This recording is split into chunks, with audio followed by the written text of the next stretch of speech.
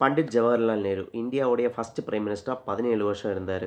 இவர் architect of modern இந்தியான்னு சும்மா சொல்லலைங்க. இதுக்கு நிறைய ரீசன் இருக்குது.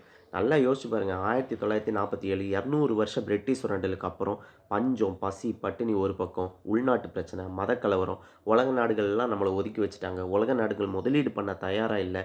இப்படி எல்லா பிரச்சனையும் சமாளித்து இந்தியாவை வல்லரசை நோக்கி கொண்டு போகணும் அப்படிங்கிற மிகப்பெரிய பொறுப்பு அவர் மேலே இருந்திருக்கும் இல்லையா? இதுக்காக நிறைய விஷயங்கள டெவலப் பண்ணாலும், உருவாக்குன ஒரு முக்கியமான விஷயம் தான் IIT and IIM. Indian Institute of Technology and Indian Institute of management.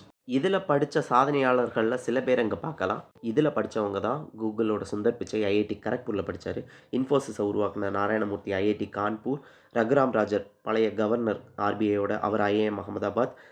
Satan Bhagat IIM Ahmedabad IIT Delhi. எனக்கு இந்த காலேஜ பத்தியெல்லாம் தெரியும்னா, தயவு செஞ்சு இந்த வீடியோவ ஸ்கிப் பண்ணிருங்க. நம்ம இப்போ பார்க்குறது ஐஏஎம் அகமதாபாத்தோட பிளேஸ்மெண்ட் ரிப்போர்ட். இப்போ நார்மலா நம்ம ஊர்ல ஒரு காலேஜில படிச்சாச்சுன்னா, அங்க படிச்சு முடிச்சுட்டு கேம்பஸ்ல பிளேஸ் ஆனா, அவங்களுக்கு சம்பளமும் ஒரு 20,000 30,000 இருக்கும். ஆனா அதே நேரம் இந்த ஐஏஎம் அகமதாபாத்தோட சேலரி ஸ்ட்ரக்சர் பாருங்க. போன வருஷம் இங்க படிச்சவங்களுடைய பிளேஸ்மெண்ட் ரிப்போர்ட் தான் இது. இங்க குறைஞ்சபட்ச சம்பளம் ரூ. 16,00,000. அதாவது 15,99 போட்டிருக்கு இல்லையா? 16,00,000. அதிகப்படியா ரூ. 65,00,000 வருஷத்துக்கு குடுத்துருக்காங்க. இதே மாதிரி தான் ஐஐடி காலேஜஸும் நல்ல ரொம்ப ஃபேமஸான காலேஜ். நிறைய பேக்கேஜ், சம்பளம் எல்லாம் குடுப்பாங்க. ஐஐடி, ஐஏஎம் பீப்பிள உலகம் ஃபுல்லா நிறைய கம்பெனிஸ் ரெக்ரூட் பண்றாங்க. இப்போ ஐஐடிய பார்த்துக்கிட்டீங்கன்னா, இந்தியால இப்போ 23 ஐஐடி இருக்கு. இதில முதல்ல ஆரம்பிக்கப்பட்டது ஐஐடி கரக்பூர், அடுத்து ஐஐடி பாம்பே, கான்பூர். இந்த லிஸ்ட்ல பார்த்தீங்கன்னா தெரியும். நம்ம தமிழ்நாட்டில ஐஐடி மெட்ராஸ் இருக்கு.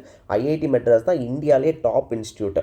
ஐஐடி டெல்லி மத்த காலேஜஸை விட ஐஐடி மெட்ராஸ் தான் லேட்டஸ்ட்டா வந்த ரேங்கிங் லிஸ்ட் படி அவங்க தான் டாப்ல இருக்காங்க.